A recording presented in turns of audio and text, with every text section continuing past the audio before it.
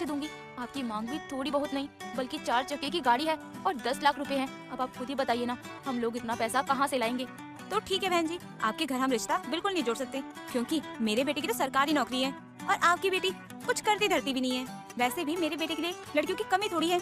ये तो पंडित जी ने बताया था हमें रिश्ता कि लड़की सुंदर है, गुणी है, इस वजह से हम आ गए रिश्ते के लिए। लेकिन आप है अपने पैरों पे खुद ही कुल्हाड़ी मार रही है।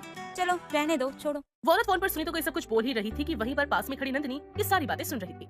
लेकिन अब उसे दहेज की बातें और ज्यादा बर्दाश्त नहीं होती और वो गुस्से में फोन लेकर उस औरत से कहती है, ठीक है आंटी जी, अगर आपका बेटा सरकारी नौकरी वाला है तो मैं भी कोई कम नहीं। भगवान ने सुंदरता मुझ में कूट कूट कर दी है। अरे जिस तरह आपके पास लड़कियों की कमी नहीं है, ठीक उसी तरह मेरे पास भी लड़कियों की कमी नहीं है। इसलिए आप अपना रिश्ता अपने घर ही रखिए। और हाँ, आप हमसे क्या रिश्ता तोड़ेंगे? अरे हम ही नहीं रखना चाहते आपसे ये रिश्ता।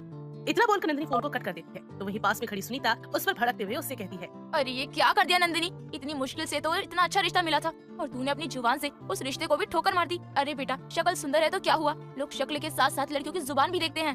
देखते होंगे माँ, और आपको भी ये बात बहुत अच्छे से पता है कि मैं किस लहजे में बात करती हूँ। लेकिन अगर मेरा लहजा उन लोगों के लिए खराब हो रहा है जो दहेज के लालची हैं, तो मैं वो बदतमीज ही सही हूँ। लेकिन मेरी बच्ची, तेरी शादी की उम्र हो रही है। अगर तू ऐसे ही जिद करती रहेगी ना तो तेरी शादी कैसे होगी बेटा? तो इसका मतलब यही है ना कि आप मेरी शादी के लिए कुछ भी करने को तैयार हो? देखिए, मैं उस घर में कभी नहीं जाऊंगी जो दहेज के लालची हो। अरे आज वो आपसे 4 चक्के की गाड़ी मांग रहे हैं, 10 लाख रुपए मांग रहे हैं, तो क्या पता कल को वो आपसे और कुछ भी मांग ले, तब कहाँ से लेकर आएंगे? माँ, इन दहेज के लालची से शादी करने से अच्छा है कि मैं कुंवारी ही रह लूं। इतना बोलकर नंदिनी वहाँ से चली जाती है। लेकिन सुनीता को अपनी बेटी की चिंता सता रही थी, क्योंकि नंदिनी की उम्र बढ़ती जा रही थी और सुनीता बढ़ती उम्र के साथ बीमार भी रहने लगी थी। सब कुछ देखकर वो काफी ज्यादा परेशान हो जाती है। अब शाम को सुनीता अपने हाथ में पूजा का थाल लिए मंदिर जाती है, आरती करती है। अरे अरे क्या बात है सुनीता बहन, क्या हो गया? क्या दिक्कत है आपको? अरे काफी देर से आपको परेशान देख रहा हूँ और अब आप तो मंदिर में आरती किए जा रही हो। अरे भगवान को धरती पे लाकर मानो कि क्या दिक्कत है? क्या परेशानी है? मुझे बताओ। अब क्या ही बताऊं पंडित जी, ऐसा लग रहा है जैसे नंदिनी के पिताजी के जाने के बाद अब इस दुनिया में कुछ बचा ही नहीं है। अरे अरे बहन, ऐसा क्या हो गया? अरे कोई दिक्कत परेशानी है तो मुझे भी बताओ। अरे दुखों को बांटने से कम होता है। बताओ क्या बात है? क्या है तुम्हारे दुखों का कारण? पंडित की बात सुनकर सुनीता अपनी आंखों में आंसू लिए उसे सारी बात बता देती है, जिसे सुनकर पंडित उसकी तरफ देखते हैं और प्यारी सी मुस्कान देते हुए सुनीता से कहते हैं, अरे हमारी नंदिनी तो वैसे ही इतनी सुंदर है, तुम्हें तो उसकी शादी की चिंता करनी ही नहीं चाहिए। तुम तो बेवजह परेशान हो रही हो।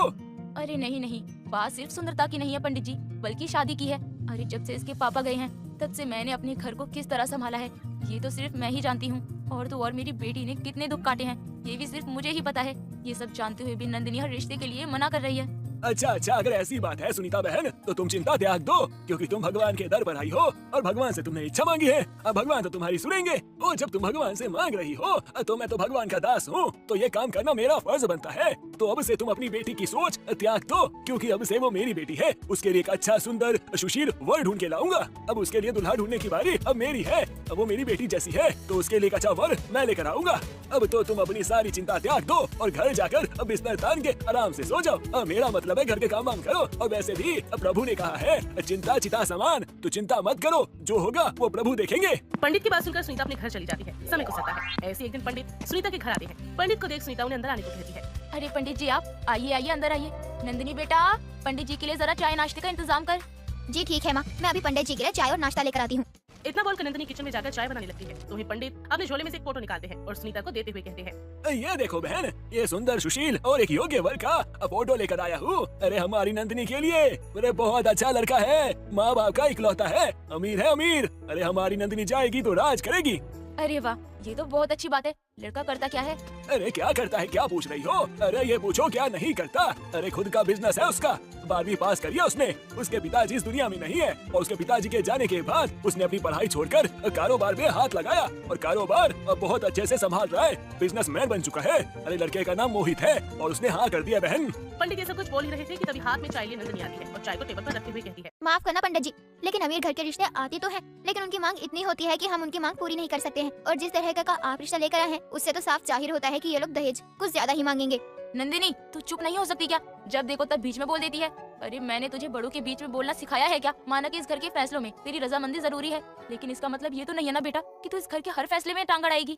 अरे सुनीता बहन, बच्ची को बोलने दो। अरे बिल्कुल सही बात बोली है उसने। अरे उसके जीवन का सवाल है और आप अपनी बेटी दे रही हो तो आपको सोच समझ के शादी करवानी चाहिए। और वैसे भी अरे कपड़ा लेने से पहले 100 बार आदमी सोचता है, बेटी देने समय ध्यान नहीं देता। और हमारी नंदिनी बिटिया को तो वहाँ रहना है तो थोड़ा पता लगा भी लेंगे तो अच्छा ही है ना।